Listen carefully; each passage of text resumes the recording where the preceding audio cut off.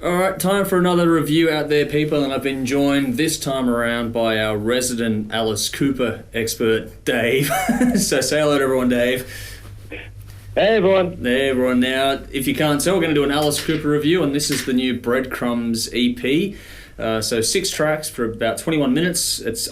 Correct me if I'm wrong, Dave, is this the first EP from Alice Cooper? Yeah, okay. First EP is done. Fucking hell. This many years into his career, he's finally doing an EP. Released September 2019 via Ear Music. This EP revisits an old Cooper track, some covers, and has one new track on here as well. The one promo track has been released in Detroit City 2020, which is the remake of the one from Through the Eyes of Alice. Through the Eyes of Alice Cooper. Yep. And this is meant to be something of an homage overall to the garage rock heroes of his hometown, and has a host of guest spots and things like that on it as well. So, Dave, I'm going to throw to you. What have you got to say about this EP? Okay. Now, this is very much an EP for Alice to relive his childhood, man. He grew up listening to this type of music, so you can tell that it's just what he enjoys doing the most. It's a very fun listen, and it's very energetic. Yeah. It's interesting that if you check out the album cover, he's got the old school makeup, which is the spider around his eyes. Yeah. Yep. And he hasn't done that since the early days, with the exception of The Eyes of Alice Cooper, yep. where that whole album is similar to what this is, except this is mostly covers, whereas that was all original stuff. Yeah. If you like that album, you'll probably like this. As soon as you put it on, it sounds very much like that. But of course, the first song is from that album. Yeah. It's just a bit of a remake. The major difference with the remake is the chorus is different. Okay. And a bit of the music's a bit different too, but the lyrics are mostly the same except for the chorus.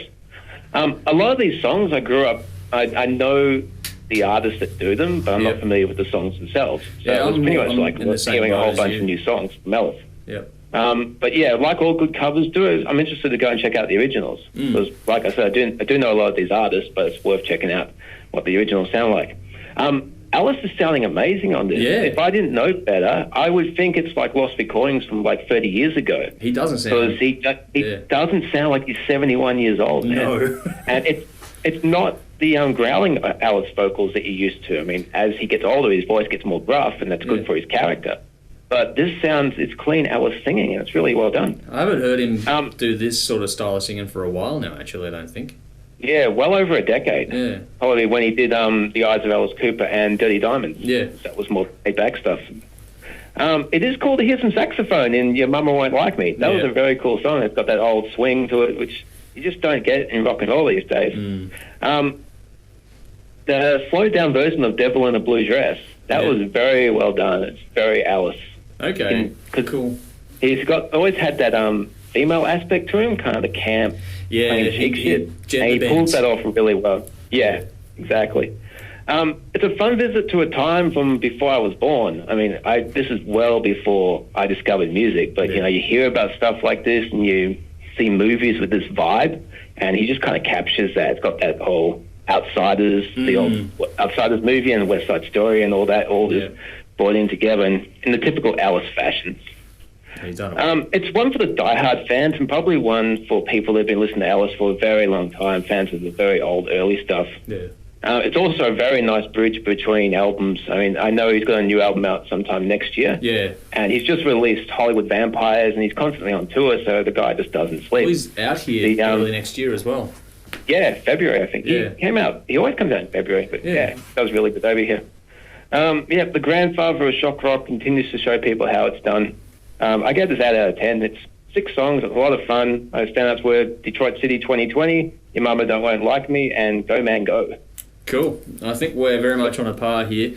For me, this is a fun little EP. Alice is losing nothing as the years go by. If anything, he's in some respects getting a bit better, which is pretty cool. Amazing. Yeah, no, it's an interesting song selection on this. It shows a bit of a different side to Alice Cooper in some respects, and what I like about this listen for mine is that it's a very fun and casual kind of release. It's not something to take too seriously. This is one you sort of kick back with and have a bit of fun with. It's punchy as well, though, which is cool. I liked the production. I thought that was really warm, had some great depth and space on it, and I liked the panning on this one. There's a few releases coming out this year where the panning is becoming more in vogue, and I'm glad to see that coming back into effect. Like, the vocals sit exactly where they're supposed to, and they slot into these songs really well. But around that, everything is mixed really well and has a bit of a nice live kind of feel and vibe to it. It's diverse. The remake of the Detroit City song, that's well done. I'm curious, which one do you prefer? Do you have a preference? Because I love that album, The Eyes of Alice Cooper. Yeah. I've heard that song so many times, but this one is really good. I take a while before I actually say which one I prefer, but yeah it's equal so far. Cool, that's all right then. The new track I thought was really fun lyrically. That was a bit of the smart ass side of Alice Cooper coming out in the lyrics of that one, which is really cool. And it's got a bit of a sort of almost a punk kind of edge to it, but that and the lyrics are kind of like the cool part of the song, and it really does jump out at you on track 2. It's one of the highlights for mine. The covers are all well done. They've got that Alice Cooper spin to them, which is what you expect from him these days. For how diverse this is in the songs and the styles and all that sort of stuff, it actually fits together into a neat little package really well. This whole thing has a real old school vibe. It feels like he's gone back directly to the 70s or even earlier, maybe to the 60s, and brought that stuff right into the modern day, into the present, which is really well done. Thought the performances were great across the board, but then again, with who's playing on this, go and look it up. It's pretty impressive who he's got on this one. Great tones on this as well, got to say that. But like you were saying, the gender bending stuff that he does vocally and how he takes on the role of the female in the storytelling, that's really well done. You don't get many that can pull it off as well as he does. He's got the whole art side of doing rock and roll down really well, and that part is especially what gets better as the years go on for mine. The Susie Quattro cover really does demonstrate that the best. I don't know if this is essential listening, so I think I'm the same as Dave in that regard. It's a really cool addition to his catalogue. Die-hard fans will find something in this, but I don't know if it's the sort of thing that will sort of grow his fan base any further. Not that it needs to at this point in time anyway, so it's just a case of, for me, I think you can tell he's just doing what he wants to do now between Hollywood Vampires, his albums, the EP now with covers on it. He's just doing whatever he wants and he's enjoying it, and I think you can hear that in everything he's doing as well, which is infectious for the listener, because you can hear when someone's having fun, you can hear when they're not, and he's definitely having fun now. If you're an Alice Cooper fan, this will get your attention. If not, this won't change your mind, so it's one of those ones where fans will dig it, people that aren't won't dig it. But I think it's well worth checking out. It's a short, sharp listen with groovy and punchy songs overall. I think give it a go. Even if you're not a big fan, just give this one spin. It's like 20 minutes of your life that's you could do worse things with. I also gave this an 8 out of 10. I picked Go Man Go, Your Mama Won't Like Me, and Sister Anne. So I think we've crossed over and then we've gone off in different directions as well. So yeah. Indeed.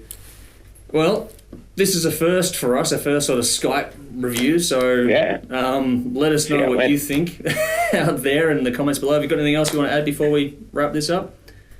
Alice Cooper rules. You always going to say something like that. All right. Absolutely. So, leave your feedback, your thoughts on this EP and anything else from Alice Cooper in that regard while you're at it. And as always, remember to drink up and rock on.